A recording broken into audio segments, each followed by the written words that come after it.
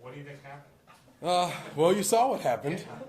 No, I just think we got to get back to the basics, technique and fundamentals. We had over 20 missed tackles, misfit on several runs, and we just didn't play really good football, Clemson football defense. We've got to do a better job of getting back to the basics and work on technique and fundamentals, and that's what make the schemes work. Just being able to do the little things, and we talked about it today as a staff. Coach Sweeney challenged us, man, we got to do the little things in order for us to be great, and we can't have missed tackles in no given week. And then you got a team like Syracuse, who's probably got one of the best backs we've seen all year, coming into our house here Saturday. So, and that starts today. Got to get back on it tonight at practice. When you look at Syracuse film, I mean, the quarterback Schrader and Tucker in the backfield, that's a pretty big 1-2 combo right there for them. Yes, man. They're playing some really good football. This Syracuse team is one of the best I've seen. I've always followed them during my years as a pro. Obviously playing Clemson every year. They've given us problems. So they're a really good football team. You mentioned the quarterback, man. He does it all. He can do it all. The running back is, like I said, he's the best back we'll probably see this year. And does a lot of good things. Has great vision, can break tackles, can run them outside, run them inside, and he can catch it out the backfield. So it's going to be a huge challenge for us this week. And so we're going to have to play some really good football and get back to those details that I mentioned earlier, and got to do a good job swarming the ball. And not necessarily called runs, but Garrett Schrader seems like if he feels the least bit of pressure, he will take off and he will go. So how do you kind of, hey, you have to stay in your gap, you have to stay in your spot, but also be, kind of cognizant that he'll take off anytime. Yeah, I think we just got to, the back end and the rush working together. We just got to make sure we do a good job of trying to contain this guy, keep him in the pocket, and be real coordinated with our rush, and we bring pressure. Got to get home, but he's not going to stand there. Obviously, he's going to try to escape out the pocket, and we got to do a good job trying to get him on the ground, and that just comes with good team defense. But you got to practice that, on a day-to-day basis. It starts today at practice. They got to do a really good job of just rallying to the football, and because those type of quarterbacks and running backs can make you miss, and he does a really good job of that, of evading pressure and getting the ball out quick and making the plays he's supposed to make. And so he's one of the better ones I've seen all year, and so it's going to be a challenge. And it's no surprise that they've been doing really good offensively. It's because of obviously the quarterback and the entire offense is just playing really good football. Coach Sweeney was talking about Wes obviously being a really nice guy, but just being more demanding for players, and I'm guessing maybe of the staff. I mean, what does it be like as a boss when you guys are trying to work out, sort out certain issues? You said, what is Wes like? Yeah. Wes is a quiet storm. He's a little storm. He's not as quiet, but he is constantly making adjustments on the sideline. He challenges our guys every day in meetings. Definitely, and I just call him. He's like Robin. I'm big, and so I got his back, and when he's yelling, I'm yelling, So obviously, it's a team effort, team sport, man. But as a boss, man, I love working for him. He's done a tremendous job this year, and I think it's as important as our job as position coaches, man, to help him as much as possible and be servants in any way that he needs us to be. And I think we work really well together, and I love working for him. I think he's done a hell of a job this year, and just trying to put our guys in a position to make plays, and just trying to each week, man, just accept the challenge every week.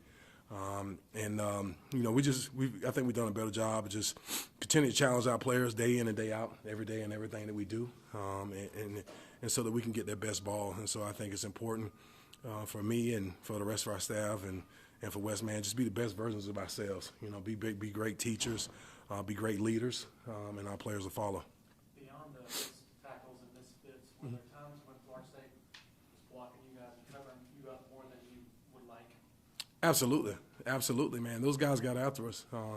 The game of football comes down to one-on-one matchups. And, you can draw it up any way you want, but it's going to come down to you winning your one-on-one matchup, and that's going to be the case every single week. and that's just the game of football. And so there were times, man, where they just matched us up and wanted it more than we wanted it, and that showed up on tape.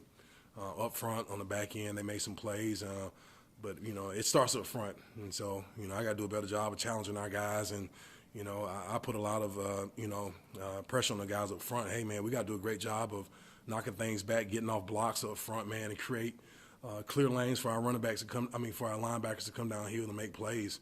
And I just think we didn't do a consistent good job of that. The level of expectation, for me, here at Clemson, I mean, it's high. I want our guys to play at a high level.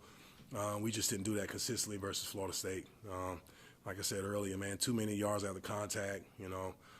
Guys missing, sack opportunities. We had a penalty on the quarterback with Rook, and I had a missed safety sack opportunity with Brazil. Down when the ball was backed up, we let him get out of there, and so just got to accept the challenge and got to get guys better. And that starts with me challenging them today in meetings and going out to practice and coaching them hard and getting to do all the little small details that we need to do to be successful. But yeah, you've got to win those one-on-one matchups, and it comes down to technique and fundamentals. And at the end of the day, man, it's just how bad you want it more than your opponent. It starts inside your heart. I'm not the Wizard of Oz or Jesus. Some things you got to be born with, but it's my job to make sure guys are ready. And whatever I did last week, I got to do a better job this week. I just didn't think guys were consistently ready to go out there and play through 4 quarters and dominate like the expectation of our defensive line should be. So I've got to do a better job with that. It starts with me. So how do you assess the performance of your position group, not only Saturday, but just overall this season? I think we've been on a roller coaster. I think we've had good weeks and bad weeks and good weeks and bad weeks. And, as a group, I'm not just basing that off of, 1 or 2 players. There's some guys that are playing some really good football this year. They mentioned Tyler Davis. He's been really consistent in his performance all year. But at the end of the day, man, we're all in this together. And in order for us to get where we're trying to go, in order for us to, beat a great team like Syracuse on Saturday, man, everybody's got to show up week in and week out. I just think we're just being inconsistent, level of play, man. And we just got to have the eye of the tiger and be able to dominate our opponents.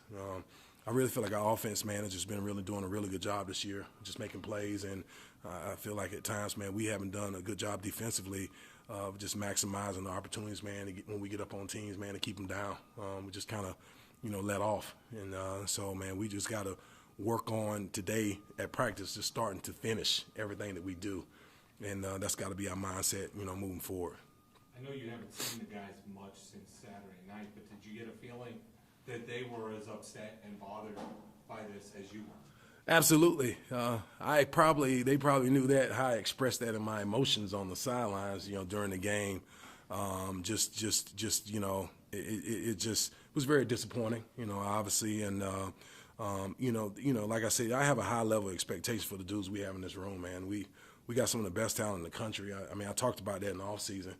And so it starts with me, just to continue to challenge those guys, man, to be the best version of themselves and not really look at the score. It's always 0-0. And when you step out there, man, it's a blade of grass and you got to defend it. And so, we got to get better. I got to get them better, And so we've just been really inconsistent and, we got to do a better job of, making the big plays, getting to the quarterback, not getting on the ground, getting there, had a running back, we're just not tackling and driving through contact. And so it comes down to the little things, and we just got to overemphasize that and continue to challenge, man, play together because we got dudes that can do it. And we got some of the best depth in the country, and, it starts with the mindset. Mindset's got to be right. Considering how much talent is in your room, Yes. on the chaos of the sidelines, how do you, he's got everything going on, how do you figure out, because you've got Edna Rook, Tyler Davis, Brian Receive, Peyton, Traylon, they all deserve to play. Absolutely. How do you sit there and figure out, all right, now Peyton, you go grab 2 snaps, or Edna, you go grab 2 snaps, or is it a feel thing? Do you have an idea going into a game? Well, I've never been the type of coach to, have somebody start counting reps. I think it starts in practice on a day-to-day basis. I think you earn the right to play by how you practice during the week. And, practice is about building up trust in what you're doing. And, we put together a plan, and it starts at practice today, man. You're going out, you're trying to, getting guys to execute, and the guys who execute and make the minimum mistakes and errors, and guys who get better throughout the week and understand our plan and understand what to do, and it's got the eye of the tiger and is going to work hard. The guys are going to play, and then obviously in the game flow, in the flow of the game, I mean, I can feel guys. I talk to them about, hey, I can't feel you. I can feel guys who are really, locked in. They're making plays. They're in their gap. They're making plays. Their energy is great. You look in their eyes. I'm big in looking at body language. Even when things go wrong, I'm looking at the body language of guys. I'm looking in their eyes. I'm looking to see who's talking, trying to motivate. And those guys are generally guys going to take most of the snaps. And then, then I'm looking at some of the guys who are just look like they've just been in World War II, just a blank stare. And that's not good for me, And so, and I get it. Sometimes, things are going to happen in the flow of a game. It's every week. Something's going to happen, right? But it's like about how can you recover from that? How do you handle adversity? And, and so, based upon playing time, it's a feel for me. I don't, count the reps, and generally it kind of just plays out. Our best guys take majority of the reps, and then you got the guys who are rotating in. And like you said, man, all of our guys deserve to play. But when you got a lot of talent, man, it's hard. It's not going to be evenly distributed reps, but I think it's just based upon how guys practice throughout the week. What are some of the benefits when you go up against a quarterback like Jordan Travis, knowing in the future guys like Schrader, Cunningham, seeing kind of dynamic quarterbacks in the future? It just really, he's probably one of the better quarterbacks we face. Up until that point. In terms of scrambling, I just think we faced a lot of quarterbacks can really get out of the pocket and make some things happen with their legs, and but it was really good to get that on tape. I think we learned from our mistakes. We learn a lot about what happens when you're not disciplined with your rush lanes. Quarterbacks like that can hurt you and can gain yards, can keep drives going. And so I think it's going to be a very teaching moment today as we go in and start looking at Syracuse, and this quarterback will be better than the next. Every time, man, you're undefeated, it becomes harder each week because people are trying to knock your head off, and so I look back on the times that I've been a really part of great defenses. And being in Pittsburgh, being undefeated, and how harder those practices got each week, because every week, man, that somebody's coming there trying to take you down, and so it becomes harder. But I think it was good preparation with what Florida State, how they challenged us, man, and we was able to run the ball, and most teams haven't been able to do that all year. And and now we got to face another good running back, another good quarterback. That can really get out the pocket and do some things. So we learned a lot, from facing the quarterback at FSU, and then obviously the running back. One of the best we've seen, coming up from Syracuse is going to be a challenge for us. And we just had our worst game, and y'all just happen to have the run game coordinator here to do interviews today. So it's going to be a challenge for me, but I'm excited, about it, about the challenge. So I'm going to really challenge our guys today and throughout the week to be great finishers, to be great at the details and the little things. Nick, having been part of some pretty good teams at some different levels, is this a team that you still trying to learn, develop a killer instinct at this point? Absolutely. That's no surprise. We got to learn how to finish game and have the killer instinct. I really truly believe that no matter what level you're on, you're always going to constantly to be developing your players. You've never arrived as a player. I think that gives me a benefit of being a former NFL player and former NFL coach, and been around a lot of coaches, a lot of great football players, and you're always going to be constantly trying to develop, and work on your craft. But that killer instinct you talked about, as I mentioned earlier, I'm not, Wizard of Oz, or I'm not Jesus. I think, sometimes that comes with the demeanor of who you are as a person, and that's your DNA. And I understand everybody's not leaders, but it's my job as a coach to get that out of our players, to show them what does the killer instinct look like. What does the killer instinct look like in somebody's eyes, and give them examples and lead them to show them how to find that eye of the tiger and that killer instinct, man, when our offense is doing really good, and to be able to go in and shut teams out and capitalize off of, being in a situation where we're backed up. We can't allow, teams to, drive the field. And just starts with us as coaches, man, and Coach Sweeney has challenged us as a defensive staff, and that's what I love about him, man. He challenged us to be better, in everything that we're doing, and I think it makes us better coaches and better leaders. Coach, Brian Brzez's been through so much. Yes. Where is he mentally, physically, do you think? Oh man, that's been a kind of it's been a touchy area for me as well. I mean, I've dealt with a lot of loss, and I go back and I think about when I was 30 years old and I lost my mom to breast cancer, my last year in the NFL, and how difficult that was for me. At that point in time, I've been through a lot in my life. You take Brian, that just turned 21 years old, and to go through that and watch your little sister. That was a tough deal. I think that he's getting better, day by day. We have conversations here and there, man. I just think that the love and the atmosphere and him being at Clemson is where he needed to be, man. We are a faith-based culture, so he knows that he has a lot of love from all of us, the players, the staff, our head coach, this university. The support has been huge, so I think that's helped him get through this, But I know it's a struggle for him, man. But he's shown up, going to work, and just pushing through it. So I've been really proud of the way he's handled himself, and so I think he's getting better, day by day. But we're all human, and when you go through things like that, you can only imagine that it's probably tearing them up on the inside. You lose your little sister, and watch her go through that, man. It's really tough. I can only go by just my conversations, his demeanor, how he's been in practice, and I think all those things have been really, really good in terms of what I've seen thus far from him. But he's ready to go, and we're going to help him be the best version of himself. We're going to pray with him. We're going to love on him and help him get through this season, man, together. And we're all in it. When he hurt, we hurt. But at the end of the day, when you're personally going through that, it is a difference.